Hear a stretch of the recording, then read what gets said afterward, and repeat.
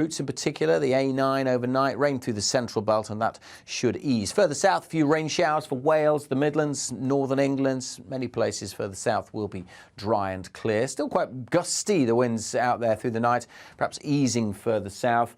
But generally a pretty mild night with temperatures staying above freezing. There will be a touch of frost perhaps across the Northern Isles. And still some snow in the morning across northern Scotland. Could get down to lower levels for a time before that tends to ease off. Many places dry and bright on Saturday, a fine Christmas Eve, but it will again turn quite windy, and there will be showers developing through the day for Northern Ireland and coming into other western areas later. Pretty mild one, double digits for the majority, even across Scotland, 6-7 degrees, a touch above average. Heavy showers then moving across Scotland, parts of northern England and Wales during Christmas Eve night, and the winds picking up as well as we head into Christmas morning. So it's going to be a blustery Christmas Day. There will be rain showers with some brighter spells in between. We could see some more persistent rain across the southeast for a time on Christmas Day, and then we're looking at wetter weather coming into western Scotland later on too. But as I say, in between there will be some brighter spells, and it will be pretty mild, double figures for the majority, 8 or 9 across Scotland and Northern Ireland. Late in the day the winds switch. We could see some snow showers in the northwest on Christmas Day night. Colder for all of us on Boxing Day, with more snow showers in the northwest, where we do have a Met Office yellow warning in place. Goodbye.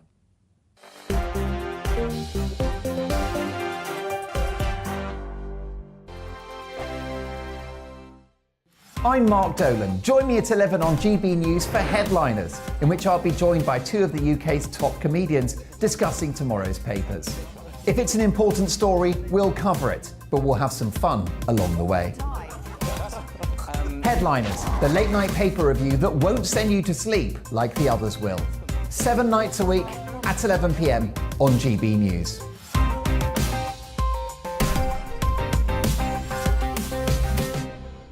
Hello, I'm Michelle Dewberry, and you can join me every weekday 6 till 7 on Jubes & Kerr. Me and my panel will get stuck right into the day's events, and I can tell you, in fact, I can warn you, expect some robust debates, some strong opinions and perspectives from both sides of the fence. It's about you at home as well. I love to read out all of your comments, or at least as many as I can. So join me, Michelle Dewberry, Monday to Friday, 6 till 7 on Jubes & Kerr.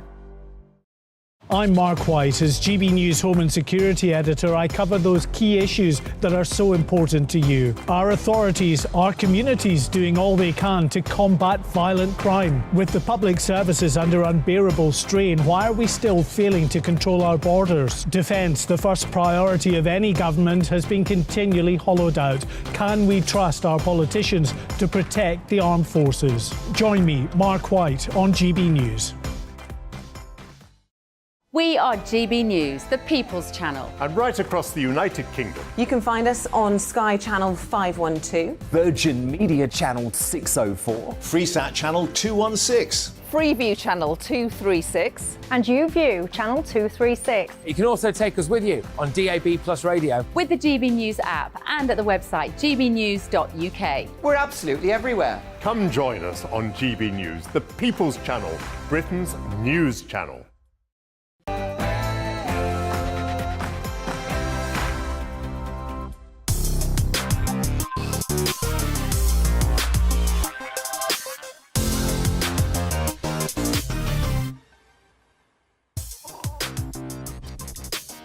Oh, hello. 'Twas the night before Christmas, and for the final time, let out of his box was a naughty little boy called Laurence Fox. I'm bringing you the news and the topics you choose, so settle down for the next 60 minutes, and let's see which ones we will give a Christmas visit. Wow, that's definitely an extra pint of Stella for my producer tonight for that poetic and moving intro. First of all, we will be talking to Elliot Hammer, Conservative member for Haringey, after the expulsion of former Labour councillor Joy Wallace for, can you guess what it is yet? Anti-Semitic tweets.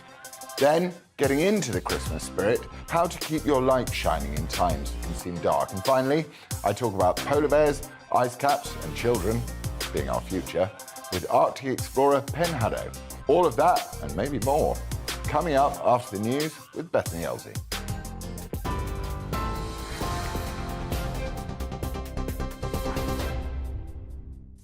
Laurence, thank you. Good evening. I am Bethany Elsey with your top stories from the GB newsroom. A woman and 2 men have been killed and several others injured after a gunman opened fire at a Kurdish community centre in Paris, prompting violent protests.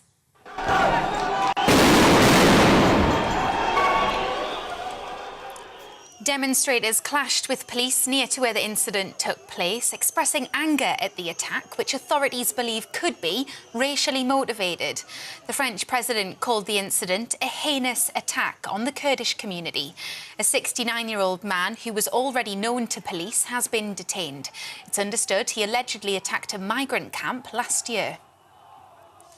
The Health Secretary's called the newly announced strikes by nurses on the 18th and 19th of January disappointing and says they're in no one's best interests. The Royal College of Nursing says the walkouts will go ahead unless the government opens negotiations over pay. Meanwhile, the GMB's called off a post-Christmas strike by ambulance workers in England and Wales. They'll now walk out on the 11th of January. The union's National Secretary, Rachel Harrison, thanked the public for their support. The public are deeply worried about our NHS, and we are too. People across the country have been incredible in backing our members and NHS workers, and we care so much about them. That's why we are suspending the proposed GMB industrial action on the 28th of December. We know the public will appreciate being able to enjoy Christmas without any additional anxiety.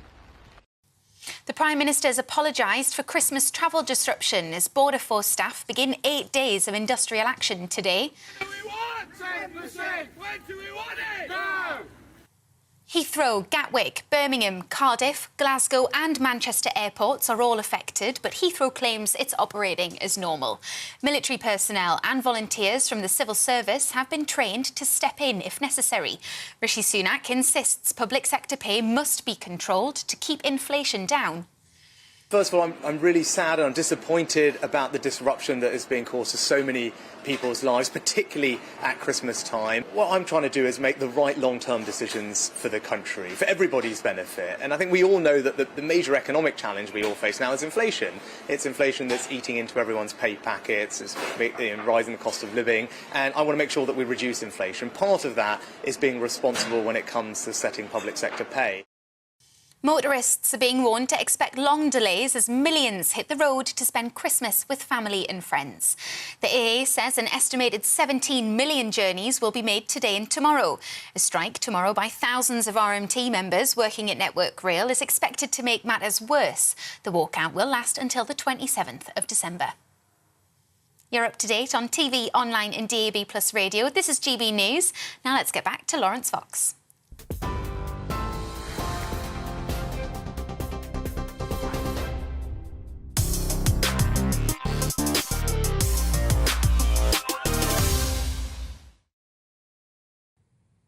And so here we are, at the end of the year. Tonight, we are going to look back at some of the wonderful things we've achieved this year, some of the things that we have lost, and some of the things we might just need to get back. For the longest time, Britain fostered a reputation worldwide as a bastion and bulwark of tolerance, mutual respect, free speech, and constantly evolving progressive mentality, all wrapped up in this wonderful royal wrapping paper of stoic traditionalism, a deep respect for the past and those who gave their lives standing against tyranny for our hard-fought freedoms. I remember strolling through a posh supermarket this November. It was late morning and I was selfishly absorbed in my own worries. I rounded a corner and I was confronted by a couple stood stock still, heads bowed like extras in some sort of strange middle-class zombie movie. And it took me a while before I realised what time of day it was, and on what day it was, and in what month it was. So I stopped, meing, and I joined them to remember those ultimate sacrifices in silent gratitude at this, the 11th hour of the 11th day of the 11th month, a ritual once so common, now receding into the gloomy corridors of time. And these times have become fewer and fewer over the years as memories wane, but there are still those who come together and take pause to remember the brave men and women who gave their lives so that Britons never, never, never will be slaves.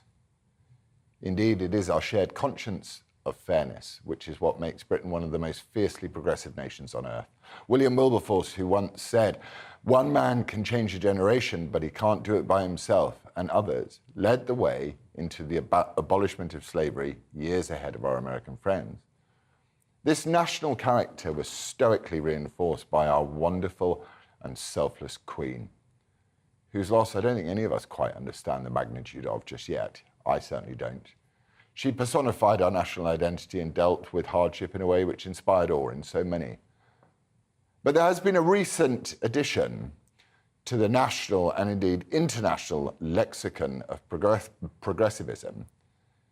It's a new and important one which is gnawing at the social fabric and our optimism for new beginnings in the coming year. Recreational outrage. I speak of this because the greatest gift 2023 could bring for me, and I suspect many others, is an awakening and a revival of the things that bring us together, rather than an unrelenting, laser-like focus on the things that will tear us apart if we allow them to. Recreational outrage began on social media, but very quickly it found its way into the mainstream as journalists, with a few magnificent exceptions, who in the past had to hunt down a story, found that now all they had to do was flick open their phone and see what the internet was recreationally outraged about today. They could then add their own extra dollop of recreational outrage on top, send it off to the editor, job done, off down the pub for a pint, or nowadays a chai latte in the park with a copy of Ibrahim X. Kendi's latest masterpiece. It's much easier, you see, to shout loudly about whichever outrage is screeching its way around the internet today than to actually do your job. Perhaps I would hazard a guess as to why so few put up a fight against the COVID hysteria, the quality of these experimental gene therapies, the dreadful and tyrannical lockdowns, and the cancellation of pretty much all of life as we knew it.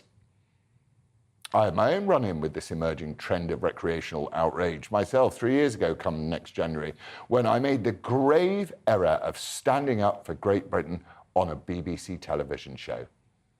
The ensuing witch hunt probably played a large part as to why I'm sat here today talking to you rather than on a film set moaning about tomorrow's 5 a.m. call time.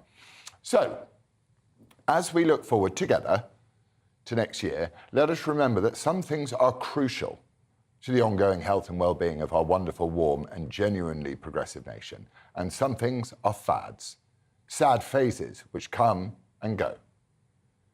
Perhaps we should start 2023 by being on our own side for once. Let us look at the things we do well and see how we can improve them even more. Let us dispense with recreational outrage wrapped up as being kind.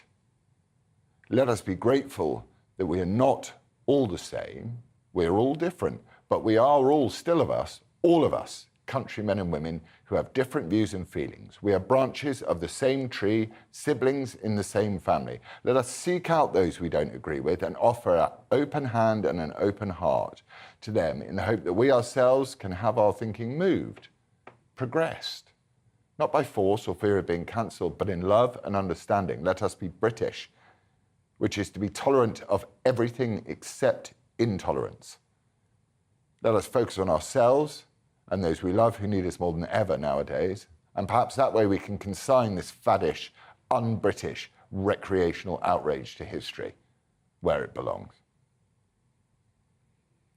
With all of that in mind, I'm going to first focus on the new year and ask you, what's your New Year's resolution? Mine, as often, is to look at employing someone to approve my tweets before sending them. But what is yours? Email me at yourviews@gbnews.uk or tweet me at LozzaFox. Right, elections. We've had enough recently, haven't we?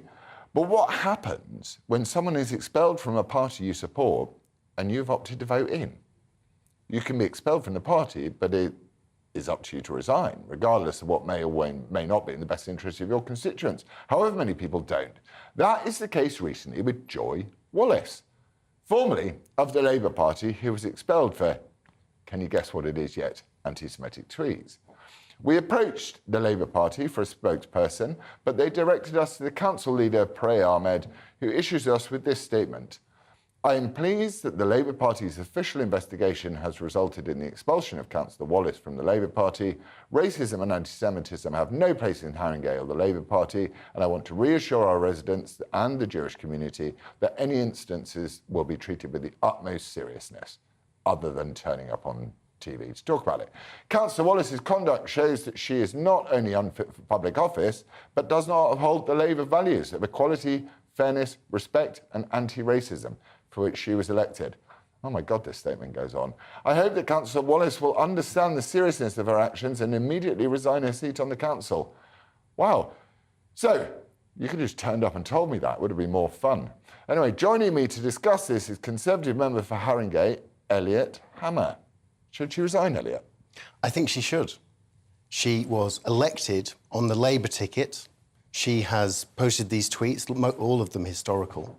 But of course, because she was elected, she doesn't have to do. She can stay there as an independent. But we say, the Conservative Party, we say, there should be a by-election in Fortis Green Ward, and the people should be allowed to decide who takes up her seat and who replaces her. Yeah, you don't just stop being anti-Semitic when you become an independent, do you? Well, no, of course, no. And the point being is that people don't know prospective councillors. Nobody knew Joy Wallace when they ticked her box. They voted for the Labour Party. And so now that she's been expelled by the Labour Party, she should do the right thing and resign. And we're talking, just talk us through the ward. It's £1 million, £2 million houses. It's 1% of the white Liberal elite, isn't it, up there? So we're talking about Haringey, we're talking about North London, but to the east of Haringey is completely red, OK? And you've got places like Tottenham, you've got David Lammy's constituency. But in the west of Haringey, where Fortis Green Ward is, that is very leafy, very rich. As you say, £1 million, £2 million houses, very good schools, you know, lots and lots of Teslas. It's that kind of place. So it's not a poor, deprived area. It's a rich area. Muswell Hill is the village. Muswell Hill. Yes. The centre of precisely. Of it all, the ring, isn't it? It is. A lovely place, beautiful people in Fortis Green Ward, and they should really be given a chance to elect somebody new, somebody who will represent their interests.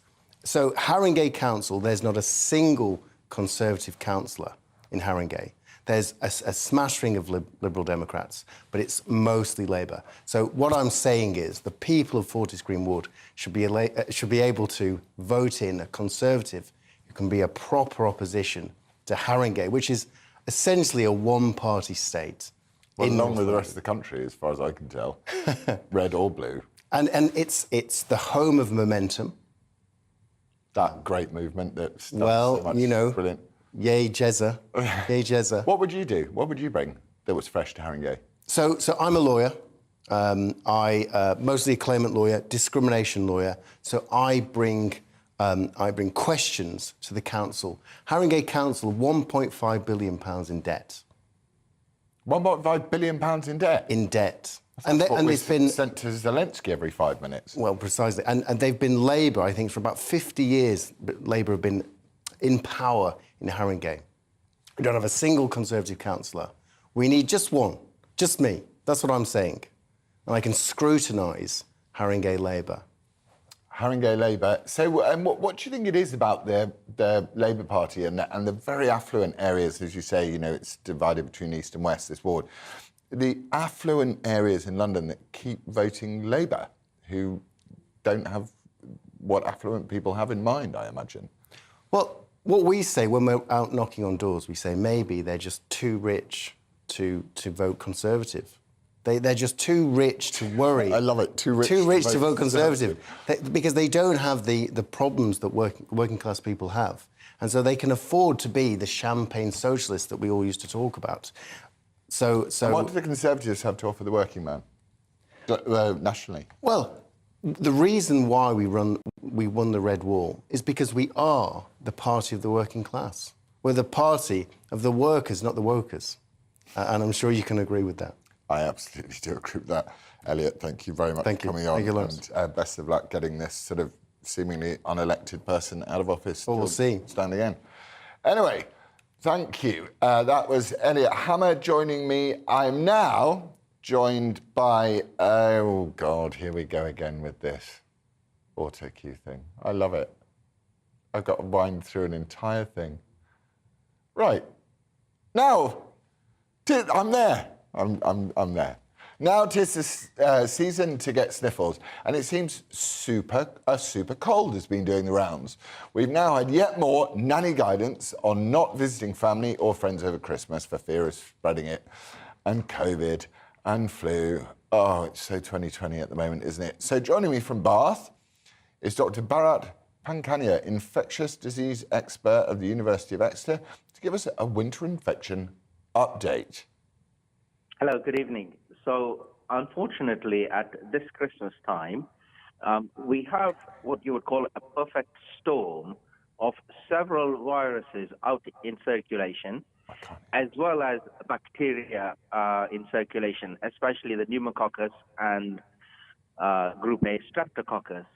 And with that cold spell that we've just recently had, everybody's indoors, sniffling, coughing over each other, poor ventilation, and unfortunately, case numbers have gone up for both influenza as well as for COVID-19.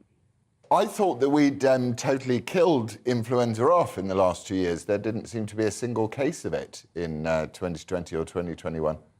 No, not true. We always have a influenza season, albeit in the last 2 years, the case numbers have been low. And the reason why the case numbers were low is we were not interacting with each other that much. But unfortunately, influenza, seasonal influenza, has been around for hundreds of years, centuries. And unfortunately, it will always be here until we find a really good vaccine against seasonal influenza.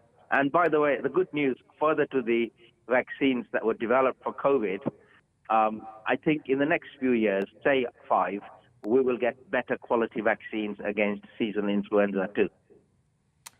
Right, so the plan is more jabbing of people to solve this problem.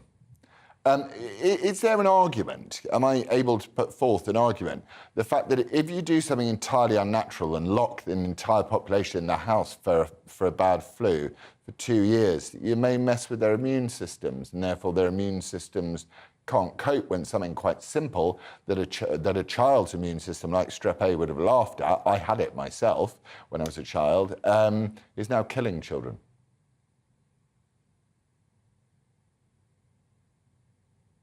Looks like this.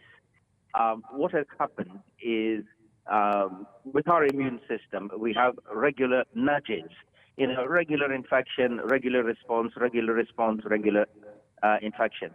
But what it doesn't do, and it's really good to be able to tell you emphatically, very clearly, it doesn't weaken your immune system. It's not true. What has happened is we've got a lot of these viruses in circulation, and unfortunately, when you have these viral infections, you become automatically more prone to other infections as well as other bacterial infections.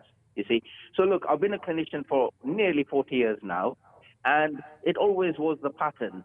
The elderly gentleman lady got influenza, and then a couple of weeks later, when they were red, raw, angry lungs, unfortunately, they got pneumococcus, and then they died. And now, fewer of them die because we do 2 things. 1, we immunize against influenza, and 2, in the older age group, we also immunize against pneumococcal infections. So we are keeping them alive compared to when I started off in clinical practice. So you wouldn't say that we have, through better medical practice anyway, and better lifestyles and better diets and people being careful about visiting their relatives when they're not feeling sick, that isn't enough. We need more drugs in people's bodies.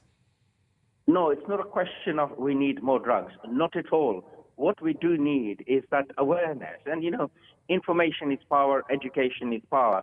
So unfortunately, people don't understand transmission of infections. So what we need is people to understand that when I'm talking, sneezing, coughing in a crowded place, then I'm also releasing millions of virus particles in my breath when I sneeze, when I cough. And those particles find your nose, your mouth, and it infects you. It's as simple as that. It's very straightforward. Isn't that what evolution intended? Isn't that what evolution intended, though, for the human race to spread these bugs around so they become less virulent and less deadly?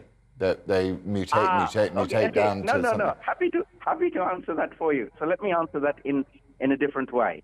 So evolutionarily speaking, the virus, the bacteria, wants to propagate itself, especially the viruses. So what they do is they reduce their lethality, right? But and increase their transmissibility. But they still are, like seasonal influenza. It's transmissible. It causes illness.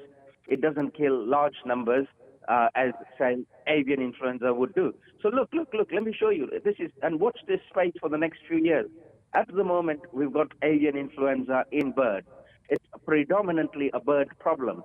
But if that virus were to adapt and start transmitting in humans, then what will happen is we will get a lot of serious human infections because the virus has adapted to infect humans and transmit amongst humans from human to human. One last question for you. Do you think people should be focused on being ill, or do you think we should focus on being alive and well? Oh, without a doubt, we need to be focused on being well. And I always say, as a public health doctor, look after yourself, keep yourself physically, mentally in a good state, nutritionally, and most of the hard work will already have been done if you just do those things, mentally, physically, spiritually, nutritionally. Keep yourself well, and you will have already done your work.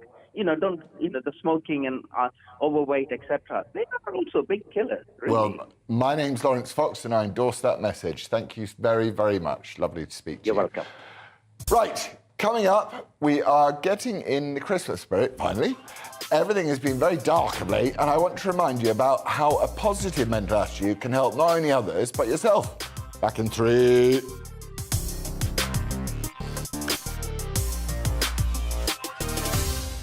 Cass, can I get a fizzy water? Monday to Thursday, 9 p.m. till 11 p.m. Join me, Dan Wootton. I'll bring you the sharpest takes and hottest debates. Do you not believe in prisons? I don't believe in prisons. I'm completely stunned. I guarantee you there'll be no spin, no bias, no censorship. I actually was personally quite offended by it. And no reason to go to bed. So I guess they've always been quite woke. That's Dan Wootton tonight on TV, radio and online. Monday to Thursday from 9 p.m. till 11 p.m. on GB News. The People's Channel, Britain's news channel. Every morning from 6 o'clock, we'll wake you up with GB News Breakfast with all the stories you didn't know from the night before. So whether it's serious news, entertainment, or your own views from all over our great nation, we're here to kick off your day with a smile. The national media should be reflecting and reporting what's happening here. You will notice the northwestern accents. Whether you're with us on TV, radio, or online, every morning, it's breakfast from 6 a.m. Hope you can join us. Join me every Sunday at 6 p.m. for Gloria Meets. In exclusive interviews, I'll be finding out who our politicians really are and what they really think. It's something that you would never want anyone to suffer. I didn't know what channels there were. I didn't think I'd be believed. I must have weighed about 7 stone and I'm 5'8". My instincts was to sort of cover this up. I mean, clearly that was a mistake. Join me every Sunday at 6 p.m. on GB News, the People's Channel, Britain's news channel. Hello there, it's Eamon Holmes here from Breakfast on GB News. We're not just on your television and your screens, you know. We're on DAB plus digital radio, so you can listen to your favourite shows on the move. If you've not yet listened to GB News Radio, it's very simple. We're on your radio player and TuneIn apps, on your smart speaker, phone or tablet, or online at gbnews.uk. Take us with you wherever you go. GB News Radio. You never have to miss a moment of the People's Channel. My name's Tom Harwood and join me 9:30 a.m. every weekday for The Briefing, your one-stop shop for everything you need to know about what's going on in politics today. I wonder if this is a deal that might need to be like the biscuits in this factory. twice baked. Is there not an opportunity here to win out against the extremes? Tom Harwood, GB News. What are you going to do about it? Things should have been done differently, and they certainly are being done differently. Don't miss it. The Briefing with me, Tom Harwood, 9:30 Monday to Friday on GB News. Hello, I'm Simon Evans. Join me on GB News for Headliners at 11 p.m, where I'll be joined by two of the country's top comedians as we take a look at tomorrow's newspapers tonight. If it's a big story, we'll be covering it, I guarantee, but we'll also have some fun along the way. That's GB News Headliners at 11 p.m. We won't put you to sleep, unlike some of the other paper review shows out there. So join us, 11 p.m, 7 nights a week.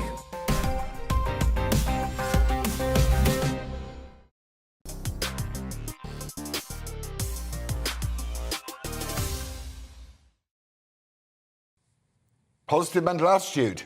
It's not easy, especially when your world feels like it's caving in around you. However, you can find a positive attitude by helping other people, making connections and tapping into your best self. Joining me to talk about this and maybe give me some tips for 2023 is Karen Heatley. Good evening, Karen. How are you doing? It's Tracy. I'm great. Thanks. It's like they're against me. It's like Anchorman, and they go, right. He will read anything on the teleprompter. It's the same. Everything's fine with Tracy, positive mental attitude. I'm We're so good. sorry. It's all right. I was reading about you today, and the thing that made me just so encouraged was net walking. Yes. Talk me through that. Wait, no, first of all, just tell us a bit about yourself, and then... Okay, my name's Tracy Heatley. No, it's not Karen. It's not Karen. It's Karen. It said on the machine. Well, it must be right then. Yeah, exactly. So I'm a chartered marketer. I'm in a marketing business and I'm in a networking business. So I support small businesses with marketing mentoring, and I run networking groups. Great. So that means that at the start of the pandemic, everything ground to a halt. So How did you feel about that? Honestly, professionalism aside and business head aside, the first day, I broke my heart. I was really, really upset, thinking, what if I can't run my business properly for 3 months, not realising it was going to be 2 years. So I was really upset. And then I have a knack of looking at the positives, and so I thought, right, OK, what can I do? Let's not focus on what I can't do. Let's focus on what I can do. So I switched on my networking groups online. And then the networking came because when we're networking, so at my networking groups, I encourage my members to have one-to-one meetings with each other. So during the pandemic, at the stage where you could meet somebody outside and you could do socially distanced walks, I thought, what a great idea. We can still have those one-to-one meetings. So the idea with them is that people get to know each other, get to build the relationships and the trust so that they can refer business. So I started having networking sessions. So I would go to the park and meet another business person that I know, and we'd be walking around and just chatting and getting to know each other. And actually what I thought would be a period of time where it would be a hindrance, and those relationships, it would be difficult to, almost impossible to build. Actually, the business people, my networking members and myself, we built stronger relationships than what we had before. So as a consequence of this, of going on these networking groups, I started mentoring. This is where subsequently I started providing online marketing mentoring for businesses, and it came out of that. So it was just to keep businesses talking and keep referrals flowing. And you've had a lot of success. So it's like you've got a good background of success in tripling people's profits and stuff like this. How does one stay optimistic in times of, you get told there's cost of living crisis, your taxes going to go up, there's no NHS waiting lists, they're horrendous, you're not going to be able to afford to heat your house. What is your mentality that, some of us who just sit there and go, oh, the world is going to hell. What's your motivational boot in the face? Not boot in the face, slap on the... That's all right to do that temporarily, but you can't stay there. So I think focusing on what you can do rather than what you can't. But also, I help businesses with strategy and the marketing strategy, and I'm trained in business. So my business head is, you do this, this and this, and there's formulas for doing that. And part of that, we're looking at buyer behaviour, we're looking at neuroscience to do in marketing and everything. But I honestly think that the business owner's behaviour makes a massive difference. So I think it's all in attitude, and also surrounding yourself with the right people. So during the pandemic, there's a marked difference, I think, between businesses that just cracked on with it but became very insular, and those that kept the support network and kept going. So we're human beings. We need to be with other human beings. Psychology tells us that. So I think surround yourself with the right people. I always call it a vibe tribe, but, you know, you choosing the right people to spend your time with, you become like people. Networking in a vibe tribe. Yeah. I love it. I want to be part of this. We've got people net whining now. Now you can go out and you can do net whining. Where can we find you online? Online at tracyheatley.com. That's easy. Not Karen, please, no Karen. tracyheatley.com. Don't worry, Cass is going to get a real slap after this. Well, not an actual slap, because that would be awful. Anyway, thank you so much for coming, My pleasure. Tracy. Thank Not you. Karen, Tracy. Thanks. Next up, after someone gets the auto cue working, I will be delving into my inbox for your thoughts on me, the show, and what your New Year's resolutions are. Back in 3...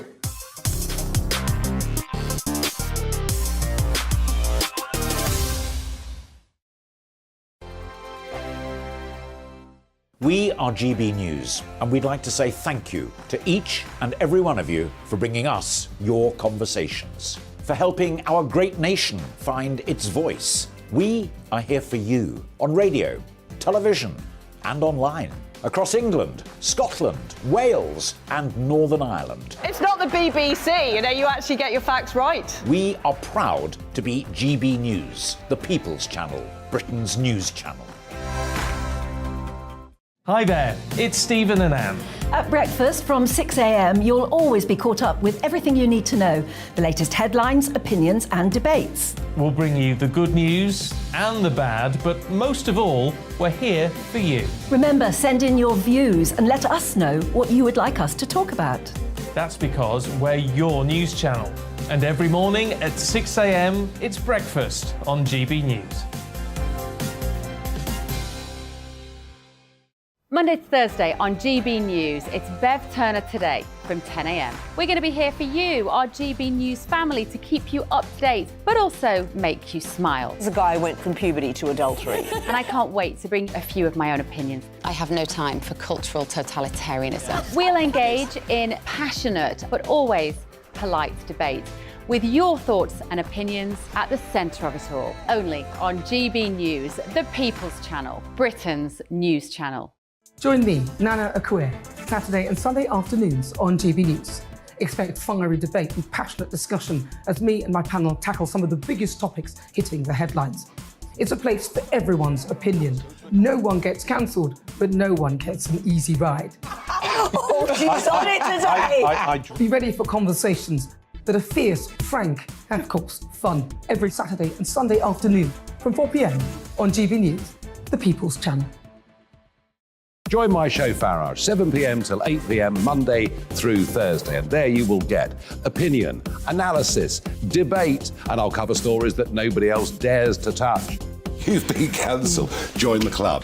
Oh my goodness me! And then for the last 15 minutes, talking pints. We're over a drink. We have a civilised conversation with someone.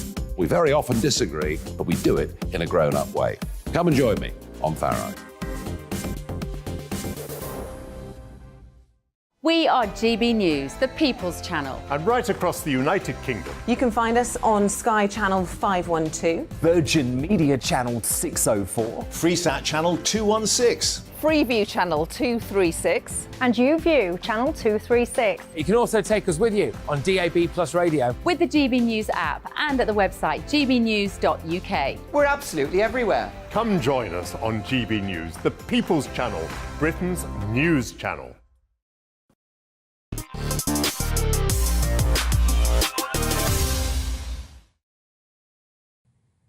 Thank you so much for getting in touch with me, and here are some of your responses from today.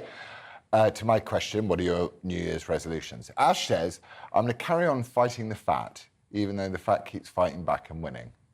Ash, my heart is with you. I think it's a wonderful thing to do. And, you know, as a man with many vices, we keep fighting and we always win. Good for you. Good luck with it all. Another says to ignore the world outside and concentrate on family and friends. I think that is possibly the best advice you can ever do if you're lucky enough to have family and friends. Some people are alone, but certainly my family and friends have been an absolute support to me this year, which I've been incredibly grateful for. Kevin says, not to make one, never fails. Kev, we've all been there, chum. I'm not going to make a New Year's resolution, me old mucker. I just got to get on with it. Anyway, John says, I need to get into the gym. My trousers are too tight. John, this is a psyop and a conspiracy theory. Trousers can never be too tight on a man. Anyway, another viewer says, to boycott the mainstream media and continue to watch GB News. Hang on a minute, GB News is the mainstream media. It just isn't the mainstream media paid for by the government. You know, it's a different thing. It gives you the actual news as opposed to what, you know, our lovely friends at CCHQ want you to think. Steve, to learn a musical instrument. Steve, best of luck with that. There's nothing better than learning a musical instrument. I like to tinker away on the piano myself and play a bit of guitar when I'm stressed.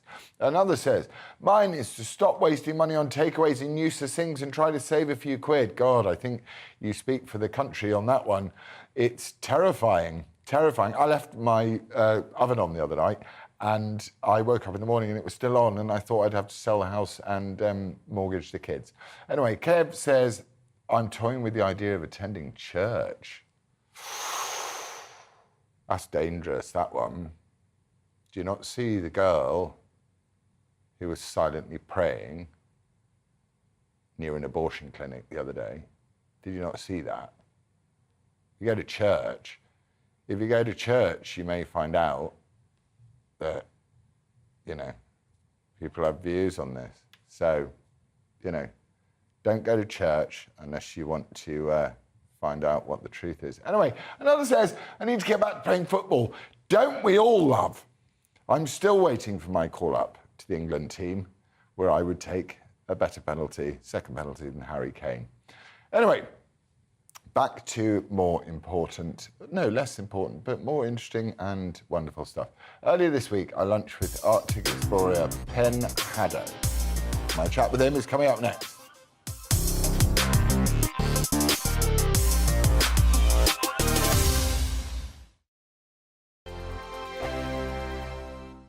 Monday to Thursday nights on GB News. At 6, it's Dubes & Co. 7 o'clock, Farage. At 8, join Mark Stein. And at 9, Dan Wootton Tonight, followed by Headliners. On TV, radio and online. This is GB News. Here on GB News Live, we'll be keeping you in the picture, finding out what's happening across the country and finding out why it matters to you. We'll have the facts fast with our team of reporters and specialist correspondents. Wherever it's happening, we'll be there from 12 noon on TV, radio and online. GB News, the People's Channel, Britain's news channel. Hello, I'm Michelle Dewberry and you can join me every weekday 6 till 7 on Dubes & Kerr. Me and my panel will get stuck right into the day's events and I can tell you, in fact, I can warn you, expect some robust debates, some strong opinions and perspectives from both sides of the fence. It's about you at home as well. I love to read out all of your comments, or at least as many as I can. So join me, Michelle Dewberry, Monday to Friday, 6 till 7 on Dubes & Kerr.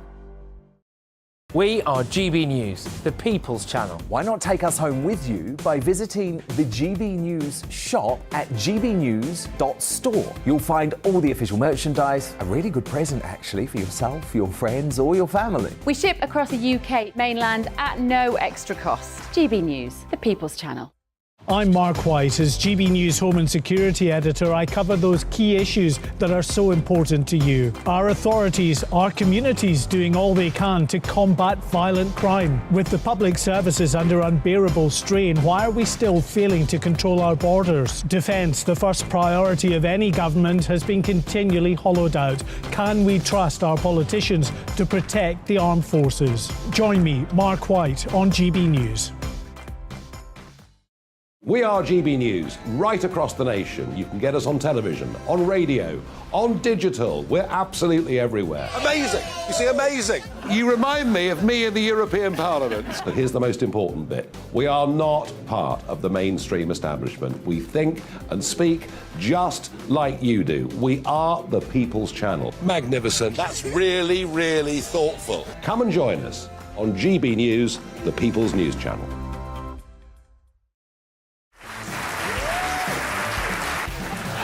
My name is Andrew Doyle. Join me every Sunday evening at 7 p.m. for Free Speech Nation. This is a show where we address current affairs and news stories of the week with the help of two wonderful comedian panellists. I brought in comics because I want to give it a lighter edge, and also they work for less. See you there.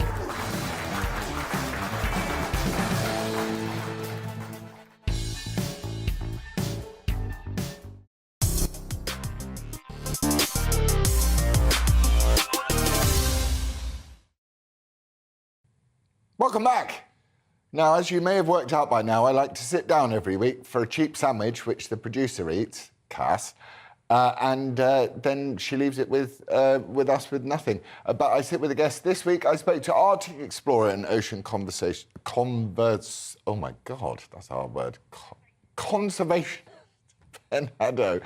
Now, I don't normally pay attention to anyone talking about climate change, ice caps or polar bears, but since this man has been there, he actually swam there and walked there 14 times. I had some questions for him. Watch this.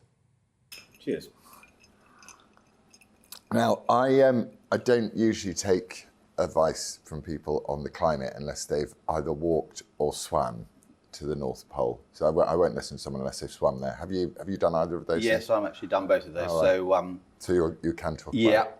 And you were saying to me that we're talking about sea ice. The last thing I heard, I was feeling really upbeat about the North Pole, that there were more polar bears nowadays than there were before. Yeah, like all these things, it's complicated, but polar bears were very much on the decline because they were being overhunted. And I think it was in the 70s that a sort of circumpolar around the entire Arctic sort of circle area, everyone signed up to controlled hunting and very restricted. And since then, numbers have risen to about 50,000. No one actually knows how many, but it's 30 to 50,000. It's that generalised a figure, but that's deemed a healthy population. But they are challenged massively by the loss of habitat as the sea ice starts to melt away, and that's like a hunting platform for them. Okay, so if there were 24,000 and now there are 50,000, then they've obviously got something to eat, don't they? Yeah, well, presumably, yeah. They're eating.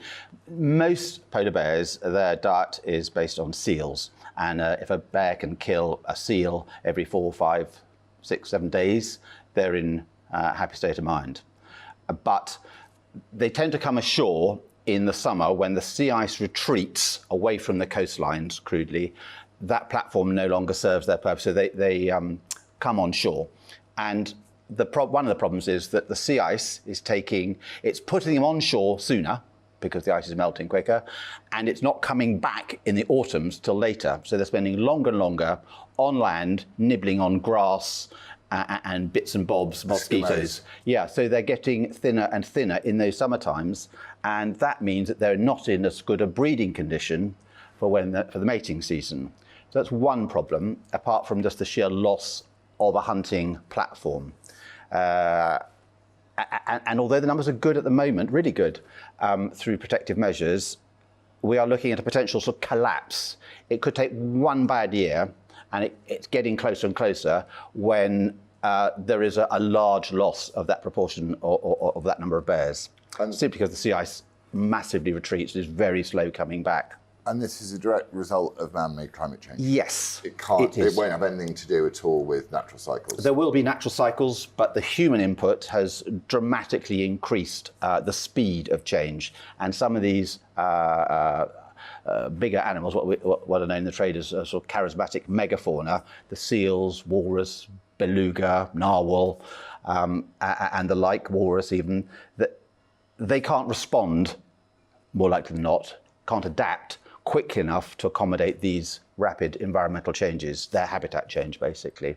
So we've got things like COP27 where people make commitments towards net zero and all of these things. And then you've got China who turn around and their commitment is to, at some point, get on top of this. But bearing in mind the UK is about 1% of global pollution and China is a sort of large amount. Do you think that these sort of treaties are fit for purpose? It's a process, is all I can really say, and what I believe. I mean, there is an international process, and that is the only way that we will get to where we need to get to. And it's not as fast as the majority would like, but it is what it is. And slowly, but perhaps in an accelerating way, as the problems escalate and accelerate, maybe pressures will come to bear on even the Chinese. And it's not just the Chinese, but particularly them. So is there anything to be said in praise of a warming planet? Well, I think in praise of might be putting it pretty strongly, but there will be individuals and businesses and specific environments, regions on the Earth that will benefit in the short to medium term, for sure. But if you look at the gross macro picture across the whole planet, it's not good. And I think Brits, 10 years ago, I was I found myself with the Secretary General of NATO, Anders Fogh Rasmussen. And we did two talks, one to the London business community and another to the New York business community. And our double act, mine was to say, look, this is kicking off around the North Pole. It's the loss of sea ice is the biggest visual manifestation of global warming and climate change. And his job was to stand next to me, and he then said, NATO has the military resources to protect the Schengen area from incoming migration. But he said, the moment you ask us, NATO, or our governments ask NATO to perform that role, we'll have lost. And he said that really because even then, the authorities, if you like, were recognising the sheer scale of movement of people en masse in response to climate change. And we were asking businesses to take as seriously as possible, really get active on how to help with carbon footprint management and so on. So the dear old Brits back then were thinking, well, we're all right on this green island, just get warmer T-shirt weather in the summers and the winters won't be so harsh, happy days, which is to miss the point. I mean, if you start looking at a slightly different timescale over like 50 to 100 years, they're all good. People who are migrating are going to want to come to wherever they feel they're going to be best served. And Britain and Northwest Europe is going to be one of those areas. So we aren't isolated from this problem. What about the sort of politicisation of the North Pole and Russia? So you mentioned NATO there. Russia's definitely got eyes on the North Pole, doesn't it? There's some interesting stuff about nuclear missiles going over the top of the North Pole and being missed. So is someone looking to stamp their flag in it? I mean, you couldn't make it up. I'm afraid GB News cannot be held accountable for this because it happened before its existence. But quite a few years back, I guess 10 years or so back, a well-known Russian who is a friend of Putin booked to a bunch of seats on a nuclear icebreaker that grannies from around the world book to visit the North Pole. And it's like a 6-day voyage. They were on this thing, and on this particular venture, you could hire for $250,000 for half hour or something, a little yellow submarine submersible. $250,000 for half an hour? Yeah. Cheap as chips. Well, if you're state funded, it probably is a bit more doable. But anyway, so other passengers were using this. Anyway, this little group, they basically took it down and put a little titanium flag, Russian flag, on the seabed at the North Pole. And then reported that they had done this, showed the visual, and said, this is all part of our claim process for territories all the way up to the North Pole from our coast. And the media sort of, in my view, swallowed it hook, line and sinker. It could not have gone better for the Russians. And it seriously stirred up a lot of OMG reaction amongst Arctic nations and others as to Russia's intentions. I've been there 17 times, right? And various clients have put flags up, and even myself, I've had a little ensign at one point. I never thought to claim it for Queen Elizabeth II. It's just trash. But gosh, it got purchased globally. So it was a gimmick. It was a clever. Yeah, it was a clever gimmick. Yeah. The Russians don't have designs on it, or they do. Well, they do, but I would say, in large part, reasonably so. There is a process under international law where you can, basically, all the Arctic states, Russia, Canada, Denmark, America, and Norway, that surround the Arctic Ocean proper. They are given 200 nautical miles, about 260, whatever it is, offshore. If you go offshore of their northernmost shores and you draw a little line around that, that is all national territorial waters. They can do what they like in those waters. Beyond that, you're into international waters that crudely surround the North Pole. And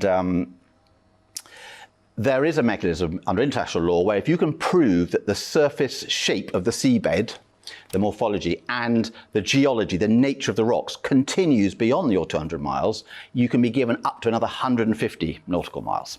Oh. And that's what is in progress. So the Canadians are making claims, and the Danes through Greenland are making claims, and the Russians are. And the likelihood is they will get it because it probably can be justified under those criteria.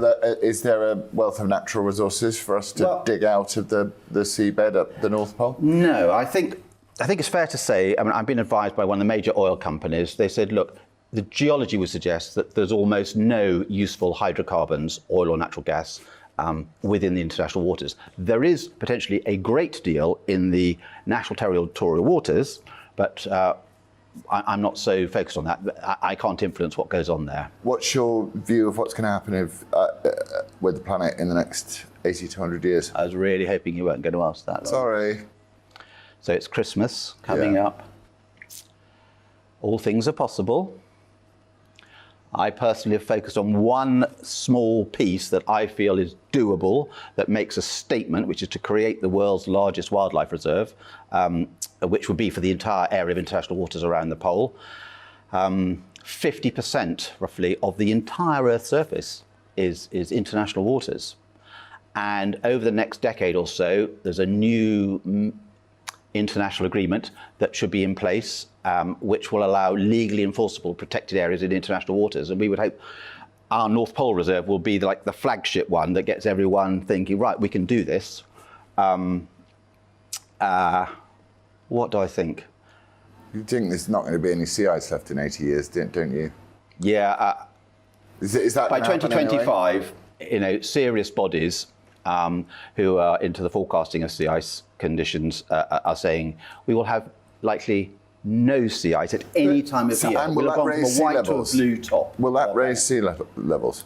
Well, the ice in our drink here, if you marked off the level with the ice in initially and then it melts, the level is exactly the same because water expands and therefore less dense, therefore it floats. Right. So no, loss of sea ice in itself physically does not change the sea level. Oh, I didn't know that. People keep talking about rising sea level. Well, they should do. They should. Why? But, so here's the thing. Sea ice with snow cover on it pings straight back into the atmosphere 90% of all the sun's energy that comes in. Got you.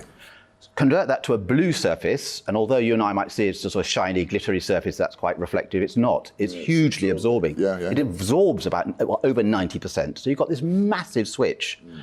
And over a third of sea level rise globally is accounted for by the fact that as the upper layer of water warms from the sun's energy around the world, it expands. Water expands as a liquid as it gets warmer.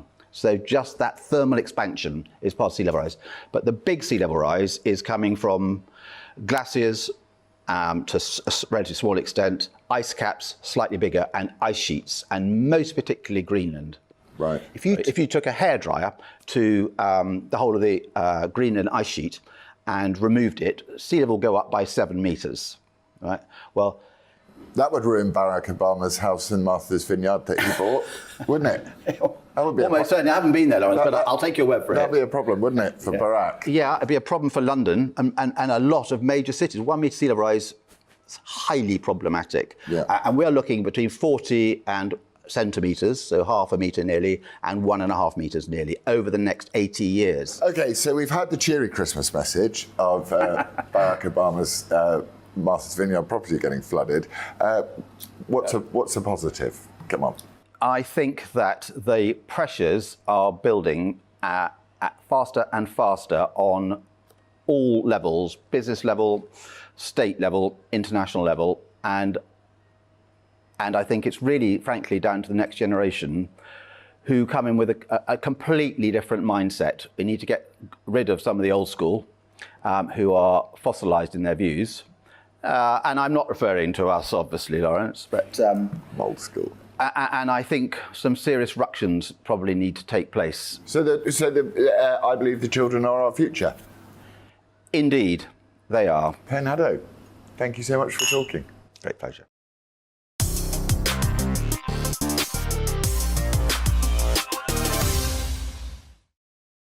We are GB News, the People's Channel. And right across the United Kingdom. You can find us on Sky Channel 512, Virgin Media Channel 604, Freesat Channel 216. Freeview Channel 236, and YouView Channel 236. You can also take us with you on DAB Plus Radio, with the GB News app and at the website gbnews.uk. We're absolutely everywhere. Come join us on GB News, the People's Channel, Britain's news channel.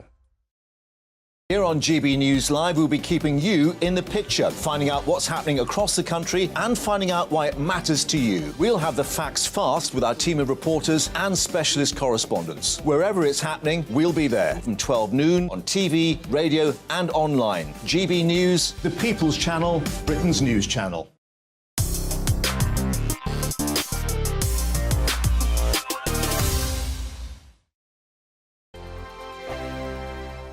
I'm Mark Dolan. Join me at 11 on GB News for Headliners, in which I'll be joined by two of the UK's top comedians discussing tomorrow's papers.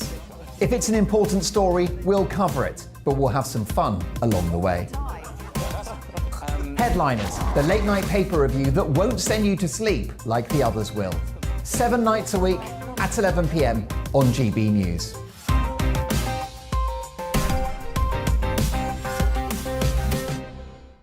Monday to Thursday nights on GB News. At 6, it's Dubes & Co. 7 o'clock, Farage. At 8, join Mark Stein. And at 9, Dan Wootton Tonight, followed by Headliners. On TV, radio and online. This is GB News. Monday to Thursday, 9 p.m. till 11 p.m. Join me, Dan Wootton. I'll bring you the sharpest takes and hottest debates. Do you not believe in prison? I don't believe in prisons. I'm completely stunned. I guarantee you there'll be no spin, no bias, no censorship. I actually was personally quite offended by it. And no reason to go to bed. So I guess they've always been quite woke. That's Dan Wootton Tonight on TV, radio and online. Monday to Thursday from 9 p.m. till 11 p.m. on GB News. The People's Channel, Britain's news channel. Join me, Laurence Fox, on GB News. Frank, fun, fearless, and sometimes serious. Much as I love a Friday night punch-up, what I really want is a battle of ideas. I want to look at things differently. I want to hear different voices and engage with your unique experiences. Every Friday at 7 p.m. on GB News. Hello, I'm Esther McVeigh. And I'm Philip Davis. Whether you're watching or listening on TV, online or on radio, we handpick the latest stories, debates and expert opinions for your weekend. So whether that's politics, news or showbiz, we've got it covered. Join us every Saturday morning at 10 o'clock on GB News.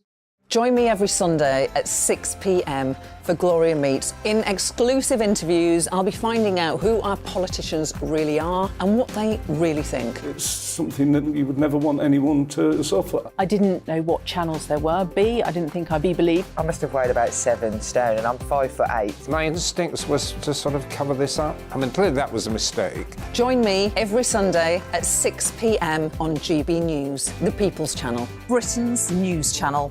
Hello there, it's Eamon Holmes here from Breakfast on GB News. We're not just on your television and your screens, you know. We're on DAB plus digital radio, so you can listen to your favourite shows on the move. If you've not yet listened to GB News Radio, it's very simple. We're on your radio player and TuneIn apps, on your smart speaker, phone or tablet, or online at gbnews.uk. Take us with you wherever you go. GB News Radio. You never have to miss a moment of the People's Channel.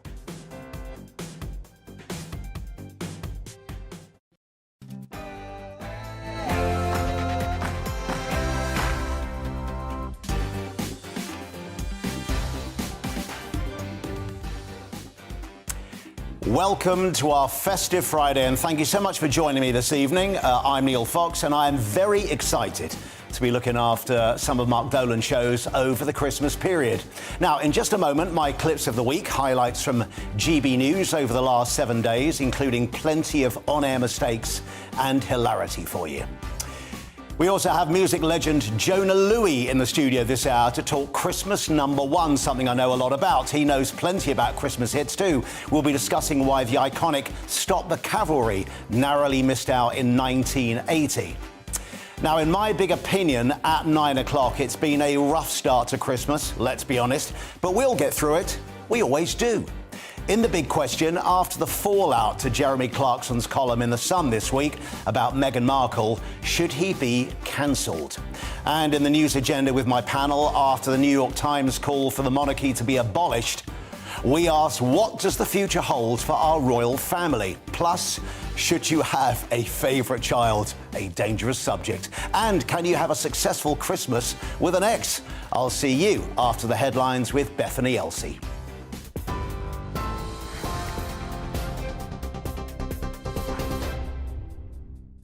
Neil, thank you. Good evening. I am Bethany Elsey with your top stories from the GB newsroom. A woman and 2 men have been killed and several others injured after a gunman opened fire at a Kurdish community centre in Paris, prompting violent protests.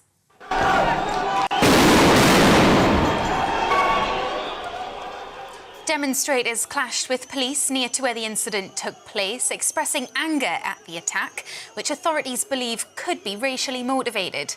The French president called the incident a heinous attack on the Kurdish community. A 69-year-old man who is already known to police has been detained. It's understood he allegedly attacked a migrant camp last year. The Health Secretary's called the newly announced strikes by nurses on the 18th and 19th of January disappointing and says they're in no one's best interests. The Royal College of Nursing says the walkouts will go ahead unless the government opens negotiations over pay. Meanwhile, the GMB's called off a post-Christmas strike by ambulance workers in England and Wales. They'll now walk out on the 11th of January. The Prime Minister's apologised for Christmas travel disruption as Border Force staff begin 8 days of industrial action today.